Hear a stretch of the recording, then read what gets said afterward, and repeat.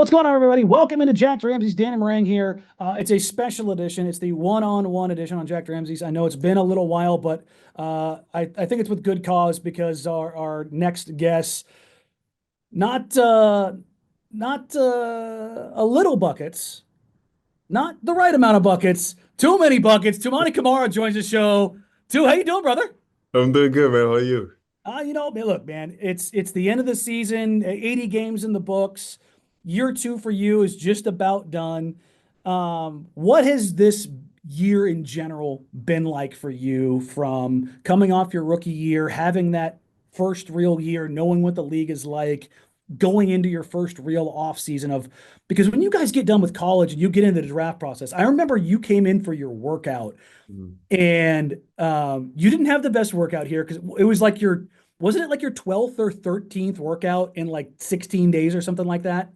Yeah, I think it was like maybe my 12th, but the thing it was right after the NBA Combine. So the Combine it was like a very draining process, and Yeah. I flew straight from Chicago to Combine to Portland.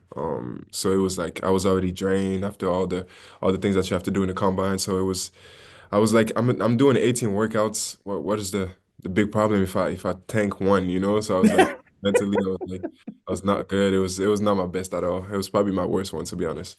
Yeah, CB has said a couple times, like, yeah, we knew he was struggling a little bit. It was a little tired, but they took that into consideration. But now you had your first real off season, and you one of the big parts of that, unfortunately, last year you pick up the injury at the end of the season, and you've got to kind of deal with that before you can start your process. So just take us forward from like what leading into this season was like for you. It was different. It was my first summer, being an NBA player. So it was different. I didn't have the draft process to go through and stuff like that. So I had a little bit more time to focus on myself and try to figure out what I do. The injury kind of slowed me down a little bit on what I really wanted to work on that summer.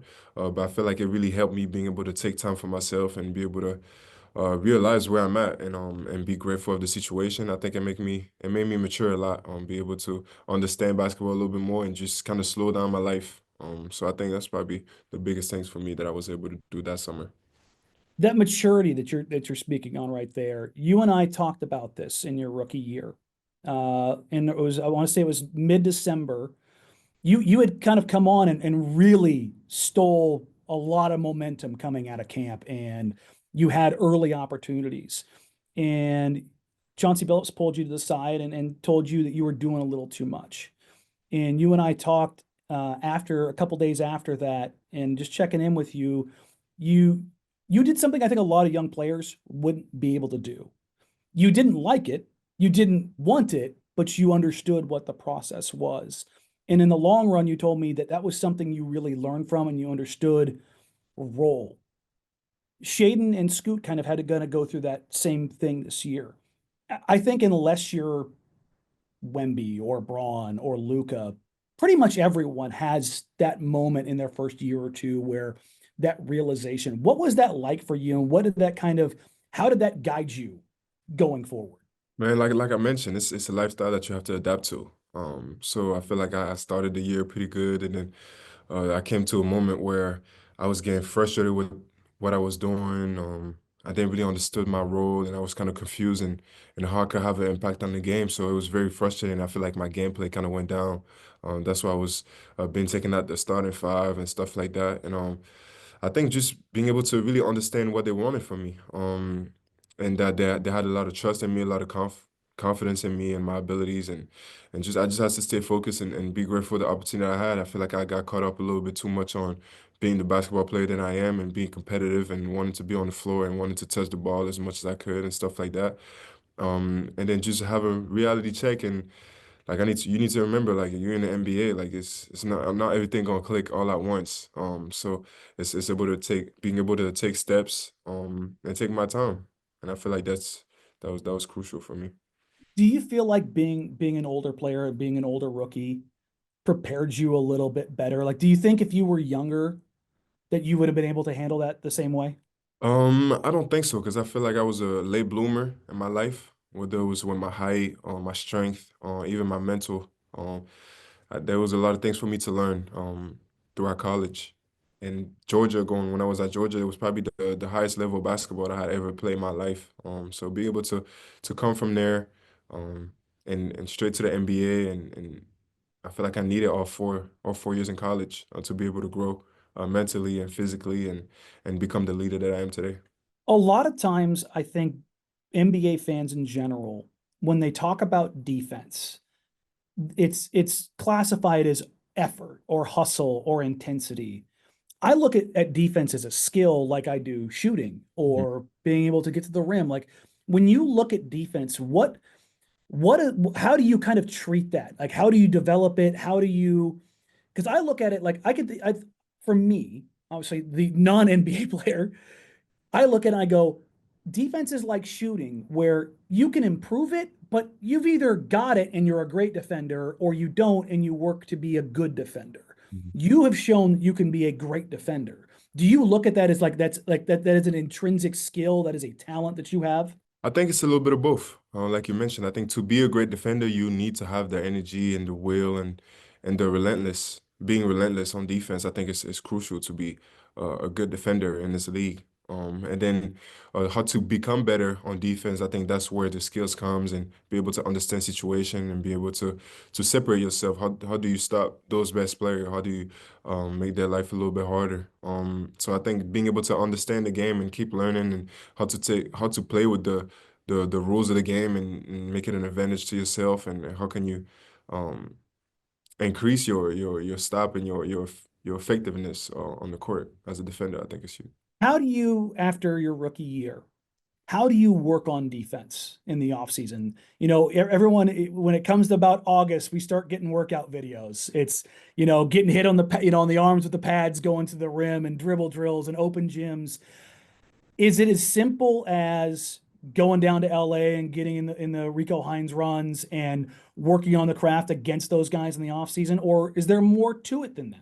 I think it's a mix of everything. I feel like the best thing to become better, whether it's offense or defense, is to play basketball. Play as much 5-on-5, as much competition that you can, because you cannot really recreate those moments at any point. If you're working by yourself, whether it's offensively or defensively, you cannot recreate being physical with somebody, having to guard somebody. It's something that's very unique to just the 5-on-5 game, especially having to run up and down, and then now you need to stop whether it's Jokic or whoever it got to be. So I think it's a mix of both in a way that you need to watch a lot of film, be able to understand matchup, be able to learn certain players, how to not commit fouls, how to be able to maneuver screens and stuff like that. And also, I think physical abilities, whether it's strength, be able to hold your opponent, be able to move your feet quicker, all those kind of things. And I feel like it all goes in the same basket to be able to be a great defender. So last year, I was talking to Chris Murray when Chauncey started giving him more opportunity to play defense. And I will never forget this line because it was such a kind of off the cuff line from Chris. Yeah, because I had watched all of his college tape leading into the draft, and he was a good defender, but he hadn't shown kind of the things he's shown in the NBA. And I asked him, did you think you could be this good of a defender? And he laughed and he goes, no. And I go, why did you say that? And he stops. He goes, because nobody ever asked me to do it. He goes, I was never asked to do it, so I didn't look at it that way. He goes, but when Chauncey asked me to do it, I love it. What was kind of that moment for you, or did you have a moment of like a realization of like, not only am I good at this, I like doing this?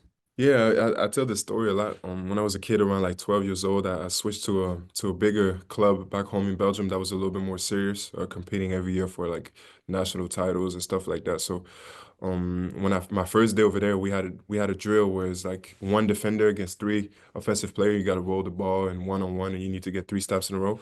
And I just couldn't do it. I couldn't move my feet. It was bad, and I think the whole time of the drill, I stayed on defense. And it was very frustrating for me, and it really stuck to me. And I was like, for me to be able to compete with those guys, I need to be able to guard them. I need to be able to defend myself on that. And I feel like it kind of stuck with me. So I was really trying to focus on getting my lower body stronger and stuff like that. But at that age, you don't really know what it takes to be a good defender. And I feel like it's something that stuck with me throughout my whole career. And maybe my last 2 years in college when I was at Dayton, that's when I was really starting to feel comfortable in my body, growing physically and understanding the game a little bit better. And my defense really took another level of my game. And yeah, even around that time, that's when I really started calling myself, yo, I'm first team. I was telling my teammates, yo, I'm really first team. Like you're gonna see, like I feel like I can stop anybody for real. Like, and then it just stuck with me. And then when I got traded um, from Phoenix to Portland, I just needed to show a way of impact right away. It's just so I cannot be lost in the loop and try to show myself right away at training camp. And one of the biggest thing for me was being able to guard full court. So every time we play 5-on-5, I was picking up Anthony full court, and that's just what kind of like got me open the doors for me in a certain way. And Ant hated that. Yeah. um, you lead the league in charges drawn and offensive fouls drawn by a chasm. What happened? How did you learn the dark arts that quickly? When I was at University of Georgia, it was me and Jackson Eder. He was one of our walk-ons, and we used to compete all the time about who was taking the most charge, and it was just stuck to me. It was something that I hate. I always hate running into charge because it was like an automatic turnover, and then all eyes on you was like, come on, man. Like, he was just standing there, you know. So I was just trying to find a way to not run into charge, but being the one setting the charge. So I know it's a big pivotal change in the game of basketball. It's an automatic turnover, automatic all ball. So I was just trying to find a situation where I could do that. And I feel like it's a great sort of like rim protection in a certain way. And offensive foul is just the same way offensive player are able to draw fouls offensively, the way they grab arms or get pump fake, get you in the air, and then trying to bump into you and create free throws. I was trying to find a just a way to have a to take advantage of the defense also with the rules that we have in the NBA, and a lot of moving screen is happening, but they're not gonna call it. At least you fall on the ground most of the time. So being able to enhance those moments or small things like that, I feel like it's something that can change the game. How much has playing against the best players in the league and understanding their own individual moves and the things that they want to do allowed you to go, okay, I know this guy wants to get left. I know he wants to get to that step back, or I know he wants to get into that Euro. Everybody has their own little patented things that they go to on the scout. How has basically playing through those guys for 2 years kind of fed into how much you attack a guy, even defensively, as opposed to, hey, I need to kind of pick and choose my moments or how I need to set a guy up? I think that's actually one of the things I struggle with the most as of today with my defense is being able to remember the scouting report. I feel like when I get on the court, my mind gets so competitive and I'm just stuck on trying to stop him, and and sometimes I forget that there's screen coming around and stuff like that. So being able to think the game throughout all 48 minutes, I think that's probably the biggest improvements I need to be able to do. And sometimes I mean, as of today, I feel like a lot of the games I was just trying to stop my defender. Um, like kind of like a one-on-one game. I wasn't really focusing on. I was able to focus here and then, but there's really moments where I was just zoning out and just try to get a stop, and I feel like that's gonna really push my defense to another level. Is being able to really scout report those players and really understand their tendencies to another level. How much has understanding and having a defined role impacted your total game? It helped me a lot being more efficient, be more efficient, more confident, knowing where my shots is coming from, how many shots I'm probably gonna get a game, when am I gonna be on the court around one time in the first quarter, how much time I'm gonna play in the first and the second. So I was able to create a rhythm, kind of understanding, yeah, my style of play and try to not make mistakes and yeah. Rhythm's a big thing for you. We almost never talk pregame because you are the most rigid routine guy on the team. Once you come in, I maybe see you for about 10, 20 seconds after treatment. You got your headphones on, you were locked in. How much has established that consistency day in, day out? JJ Redick is one of the guys that was a absolute monster about what he would do every single game. How much is having that process kind of help you establish it for 82 games night in, night out? I think it's crucial for me. Being able to have everything kind of lined up and follow like a smooth line on game days. So just my mind is not over here overthinking things, and I'm just able to flow to the rhythm of the game. And like you said, rhythm is very important to me. Just for my mental, feeling comfortable and every day, every time it's the same thing happening, so I can feel the same way going onto the court. I know I've done everything that I needed to do, and it helps me to stay locked in, like you mentioned, whether it's my music or whatever I have going on. It's just being able to, yeah, to have the same amount of focus every day. Here's one for you. Are you the defensive player of the year? Can you say that again? Are you the defensive player of the year? Um, I don't. I'm not. I believe I'm one of the best in there. I don't think it's something that I can call for myself. Um, Why but yeah, not? just I feel like the way I was raised, I feel like it's accolades and stuff like that. It's I think it's a weird thing to call yourself something. Um, Most of the time, if you are something, you're not really bragging about it that much. So I feel like it's just about keep on proving it, keep on showing it to the people that I can do what the best are doing out there on defense. So yeah, just stay true to myself. But yeah, if it's not this year, man, I know I get it one time. So we'll see. If you don't make all defense this year, how angry does Toumani Camara come back next year? Oh man, with a chip on my shoulder, man. Uh, it's I feel like either scenario, I feel like it's gonna be a chip on my shoulder. It's gonna push me to keep on getting better on that end of the floor and yeah, keep on improving. Whether I get an award or whether I don't, I feel like it's gonna fuel me to be a better version of myself next year. Did you have any input on the lockbox and the what was in the box? For sure, a little bit, a little bit. We talked about it. I think the waffle in there was a little bit a surprise. They let me know towards the end when it was already made. But yeah, they come to me and kind of asked me a couple questions about how we're gonna do things, and I thought it was a dope concept, man. I loved it. No, it's awesome. It's look, man, the journey you've had has been absolutely incredible. I don't have a vote. I did my fake ballot. Don't get Mhm. mad at me. Don't get mad at me. You made my all defense team. You made second team. Got you. Second team, and only because you're not a 7 footer. My first team got a lot of bigs on it, man. Got you. That's a good question because this impacts you. Mhm. Are you okay with the all defensive team not being totally positionless? Um, Do you think there needs to be a big man defensive team and then everybody else, or are you okay with kind of where it's at, or do they need to make some changes? no, I don't think so. I feel like, I mean, at the end of the day, it should be the best defensive player, whether it's five point guards or whether it's five center. I think it should be just whoever got the most impact on that side of the floor. Yeah, it's not like it's how can I say, like I don't know. That's a good question actually, but yeah, I feel like depends on the scenario, but it's been a lot of bigs winning that award. Um, and I feel like it's become really hard to guard guards as of today. So maybe a little bit more respect got to be put on guarding guards and stuff like that. But I think as of today, I think being able to guard multiple positions is one of the biggest and the hardest thing to do in this league. So I feel like that should be rewarded as well.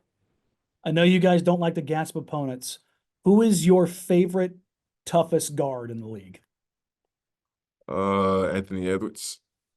Because he's your guy. Because he's my guy, he's one of the best though. Best to me. He's one of the best to me. Is that the one when the schedule came out this year? You circle that one immediately. Yeah, it's always fun to play against him.